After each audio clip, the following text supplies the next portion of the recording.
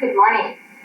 Today is Sunday, January 29th, 1989, and it marks the beginning of Immanuel's 136th anniversary year.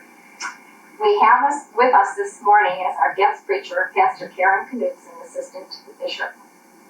Welcome to Immanuel. You've been here before, but not in this particular role.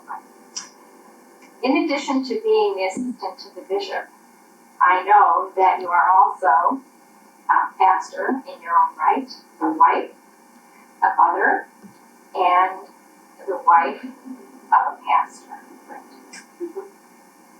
So I would like to begin asking some questions that would begin with your past. Perhaps you'd share with us where you grew up, where you went to school, and something about your family life. Okay. Well, I was born in Copenhagen, in Denmark, and I was raised there, I went to school there, and I came to this country as an adult. I worked for a number of years for Pan American. I spent another year in Europe working in Germany, Frankfurt, for a Young Life campaign, and decided to return to the United States. I enrolled at Augsburg College, spent a year there and got my bachelor's degree in sociology from Augsburg, and came to Chicago to enter the University of Chicago Community School on scholarship. At the end of 4 years at the university, I had at that point already affiliated with the Lutheran Church in America, the Illinois Synod, prompted by my classmates who thought that I ought to enter the ministry. At that time, the ordination of women was not a possibility. This was in the late 60s. But I studied there, and after 2 years, in 1970, the ordination of women became a reality. And after finishing my doctorate in 72, I was ordained. So I served in the parish as assistant pastor at Faith in Homewood. And I had already at that point in my third year at the university met my future husband who studied the ministry. And Tom was about to finish a year after I finished, and was at that point also ordained and called to serve First Lutheran in Harvey. We have been there since 1974, and during that time have had 3 children, Tim, Paul, and Elizabeth. And now we're still in Harvey, and Tom is serving there in the ministry there, and I have served as the hospital chaplain for 8 years at Ingalls in Harvey during those years, and has just this past year begun my position as assistant to Bishop Hicks. Did you encounter any particular difficulties in seeking ordination? I did not find any resistance at the divinity school. It was a very ecumenical class of 44, all the different denominations, only 3 Lutherans. I found some resistance among other Lutheran seminarians, but I think I probably ignored it quite a bit and went about what I felt was right to do. I did receive scholarships from the Lutheran Church in America to study for the ministry, even though at that time it was a little bit of a battle.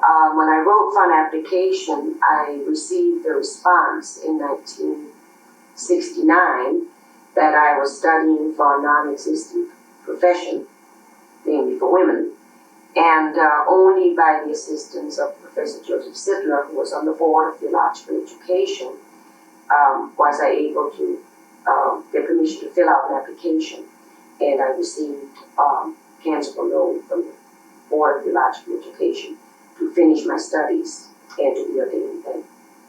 And so there was some resistance, but through the assistance in the church, my Bishop Joe Johnson at that time, and the committee that I interviewed with, I had good support. I had both in my theological pursuit and also personally.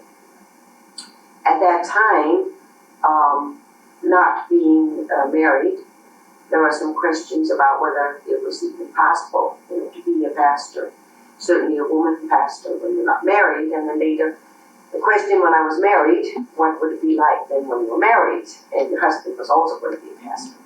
So there were some unknown entities at that time. And even though other church bodies that had experienced for many years with ordained women, the Lutheran Church had not. And it was still, a lot of people were still rather probably insecure about what that would mean to the church and to the people who pursued ordination. But I always felt that only time would tell. And only as the years would go by would it be known what it would be like in the church when men and women would serve together. And as far as I've seen up to this point, it's been a very good experience for the church.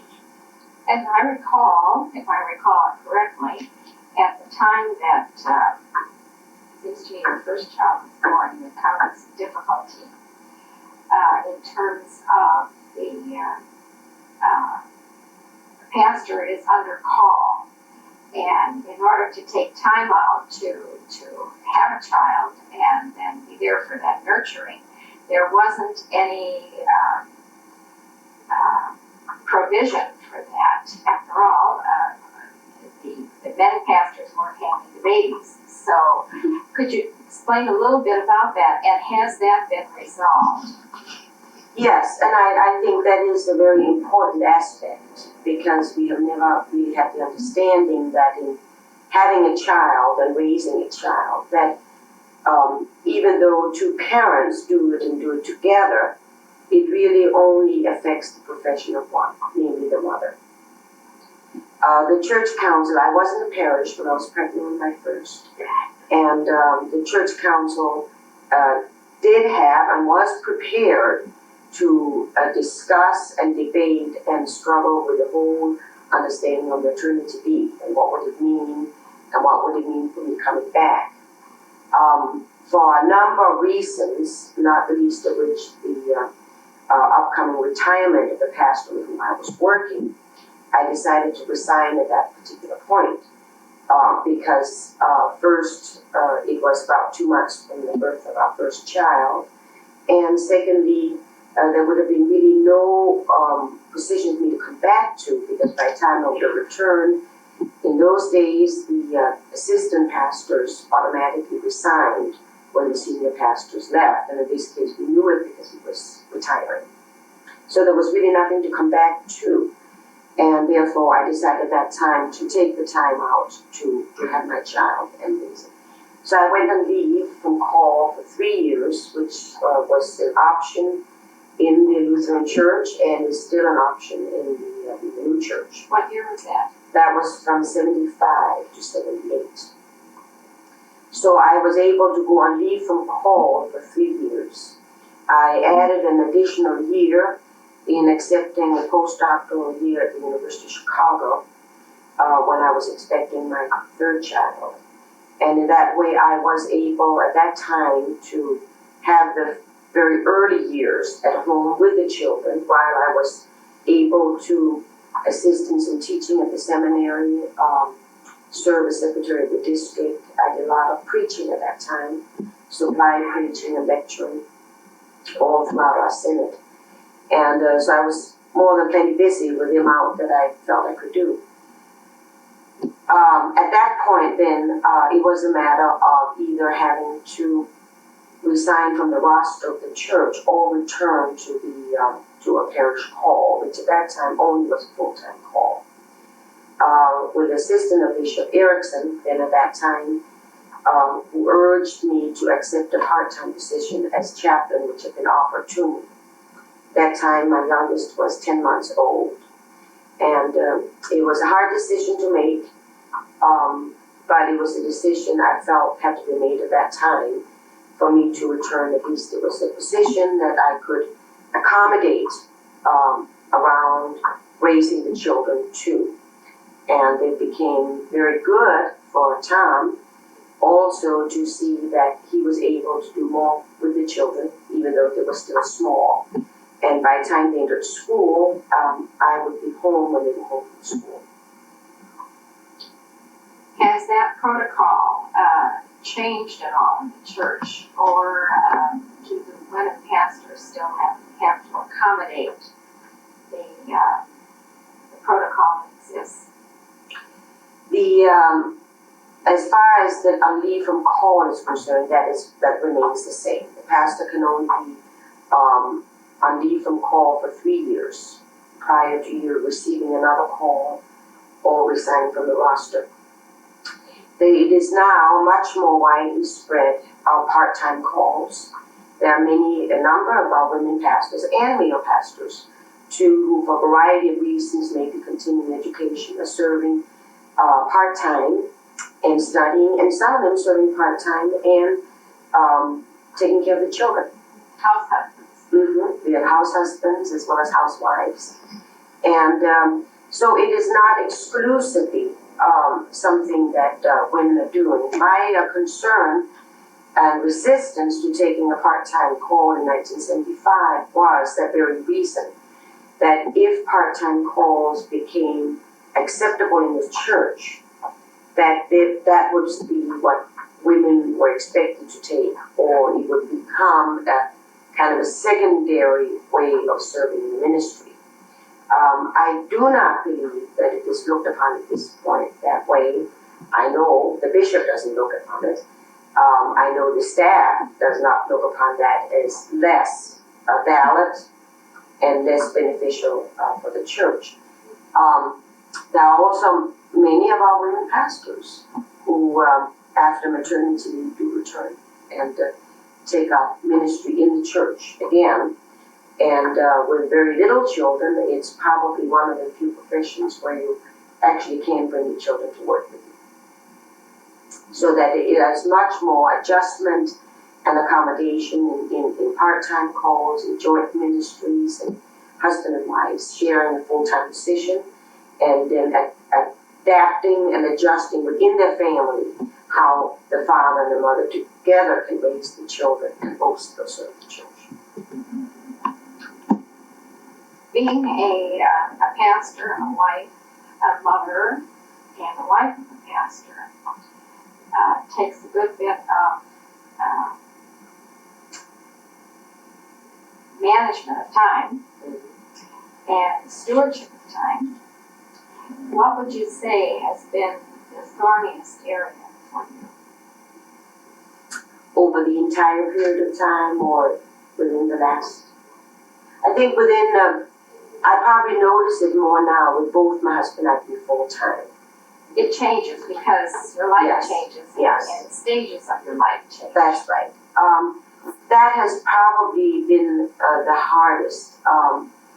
While I was working part-time, because as a mother, you learn to be quite organized and a good minister of time. It worked out very well. It's been very difficult in working full-time and being away as much, not being as close to home, working as close to home as I did before. However, it has been very good for the children who are now 10, 12, and 13 to see that they too need to pitch in. Had they been younger, I am not so sure that it would really have been possible at this particular time. And that's something I had to take into consideration by accepting this position. Was it possible at this particular time? It is a matter of an instant time. The biggest frustration is probably that you're not able to do all those little things that you had the luxury to do before.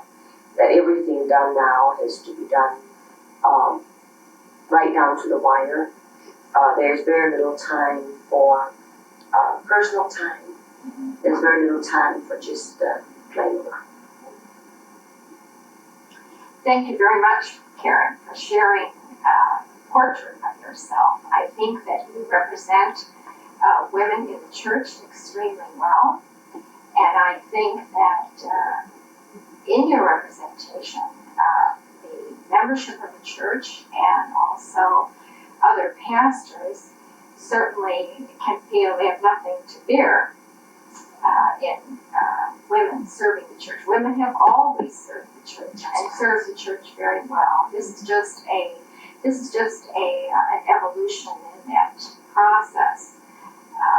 So we look forward to your message this morning, and as always, it's a delight to have you here. Thanks. Thank you very much. Thank you.